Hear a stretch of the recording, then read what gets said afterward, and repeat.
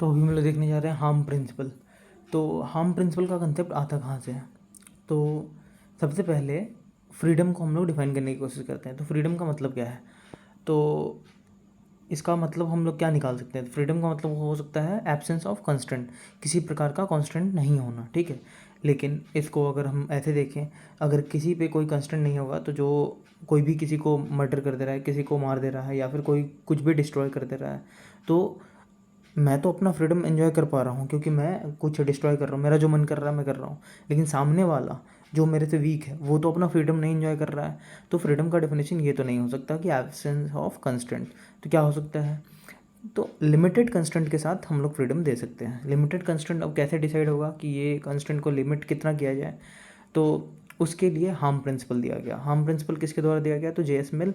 और ये प्रिंसिपल का सबसे पहले इन्होंने अपने एसे ऑन लिबर्टी में इसके बारे में बताया। तो इन्होंने बताया दो तरह का एक्शन होता है, एक होता है सेल्फ रिगार्डिंग एक्शन, दूसरा होता है अदर रिगार्डिंग एक्शन, ठीक है। तो सेल्फ रिगार्डिंग एक्शन ऐसा एक्शन है जिसका कॉन्सिक्वेंस सिर्फ वो इंडिविजुअल एक्टर पे पड़ता है, ठीक है। तो वो हो गया self regarding action. Other regarding action क्या है? जिसका कॉन्सिक्वेंस पूरे सोसाइटी पे पड़ता है। जैसे सेल्फ रिगार्डिंग एक्शन क्या हो गया? अगर मैं सुसाइड कर रहा हूँ तो वो सेल्फ रिगार्डिंग एक्शन हो गया। लेकिन अगर मैं वो क्या सुसाइड बम पहन के और जा रहा हूँ घूमने, तो वो क्या हो गया? अदर रिगार्डिंग एक्शन हो गया।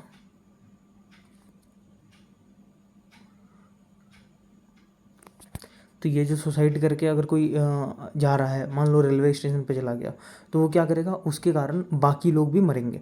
तो ये हो गया अदर रिगार्डिंग एक्शन। तो जेएस मिल का क्या कहना है कि जो अदर रिगार्डिंग एक्शन है उस पर कंट्रोल होना चाहिए, उस पर कंस्टेंट होना चाहिए, लेकिन जो सेल्फ रिगार्डिंग एक्शन है उस पर कंस्टेंट नहीं होना चाहिए।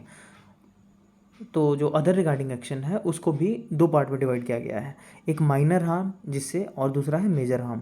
तो जो माइनर हार्म है उसमें क्या होना चाहिए? सोसाइटियल कंस्टेंट होना चाहिए।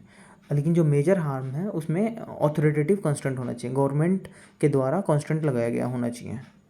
तो जैसे एक अगर कोई म्यूज़िक लाउड बजा रहा है तो उसमें सोसाइटी के ही लोग बता देंगे कि इतना इतना ही लिमिट पे कोई म्यूज़िक बजा सकता है। तो ये हो गया सोसाइटियल कंस्ट्रेंट। लेकिन अगर कोई मर्डर कर रहा है तो उसके लिए गवर्नमेंट उसको, कोई अथॉरिटी उसको पनिश करेगी।